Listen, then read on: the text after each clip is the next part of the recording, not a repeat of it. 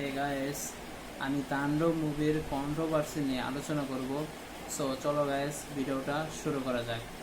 So guys, তাণ্ডব মুভিতে সিয়াম আহমেদের ক্যামিও থাকতে চলেছে। আর এটা শোনা গেছে যে তাণ্ডব মুভিতে নাকি আফরান নিশোরও ক্যামিও থাকতে চলেছে। আর আফরান নিশোর ক্যামিওটা রায়হান রাফি সাকিব খানকে না জানিয়ে আলাদাভাবে শ্যুট করে ফেলে। আর সাকিব খানকে না জানার কারণে যখন সাকিব খান এই বিষয়টা জানতে পারে, তখন সাকিব খান তাণ্ডবের শুটিং বন্ধ করে দেয় এবং সেট থেকে চলে যায়। তখন রায়হান রাফি সাকিব খানকে কনফিউজ করে, তাকে বলে যে তার সাথে আফরান নিশোর যে ক্যারেক্টার, এই ক্যারেক্টারের স্ক্রিন শেয়ার করা লাগবে না। আফরান নিশোর যে ক্যারেক্টারটা থাকবে, এই ক্যারেক্টার 5-1 ভাবে চলে যাবে। এই ক্যারেক্টারকে রাখার একটা মাত্র কারণ যে রায়হান রাফি আফরান নিশোর সাথে একটা মুভি করতে চায় পরবর্তীকালে, যেই মুভিটায় ওই ক্যারেক্টারের জন্য, ক্যারেক্টারকে এস্টাবলিশ করার জন্য তাণ্ডবে তার একটা ক্যামিও রাখতে চায়।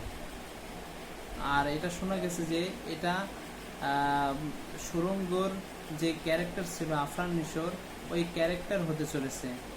কিংবা রায়হান রাফি নতুন একটা মুভি করতে চায়, ওই মুভিতে আফরান নিশোর যে ক্যারেক্টারটা থাকবে, ওই ক্যারেক্টারকে এস্টাবলিশ করার জন্য তাকে এই মুভিতে একটা ক্যামিও চরিত্রে রাখতে চাইছে। আর এটা যেহেতু একটা ইউনিভার্স রায়হান রাফি তৈরি করতে চাচ্ছে, সেহেতু সে এখানে ওই ক্যারেক্টারগুলোর ক্যামিও করাতে চাচ্ছে। সো গায়েস, আর এসবিএফ এবং রায়হান রাফি আজকে নিজে জানিয়ে দিয়েছে যে কালকে তাণ্ডবের গান আসতে চলেছে। সো যারা তাণ্ডবের ফ্যান আছো, যারা সাকিব খানের ফ্যান আছো, তারা একটা সুসংবাদ গ্রহণ করো যে তাণ্ডবের গান আসতে চলেছে। সো গায়েস, ভিডিওটা ভালো লাগলে লাইক, কমেন্ট, শেয়ার এবং সাবস্ক্রাইব করতে ভুলো না, এবং সাবস্ক্রাইব করে দিও। সো চলো গায়েস, পরবর্তী ভিডিওর জন্য আমাদের চ্যানেলটাকে সাবস্ক্রাইব করে দিও।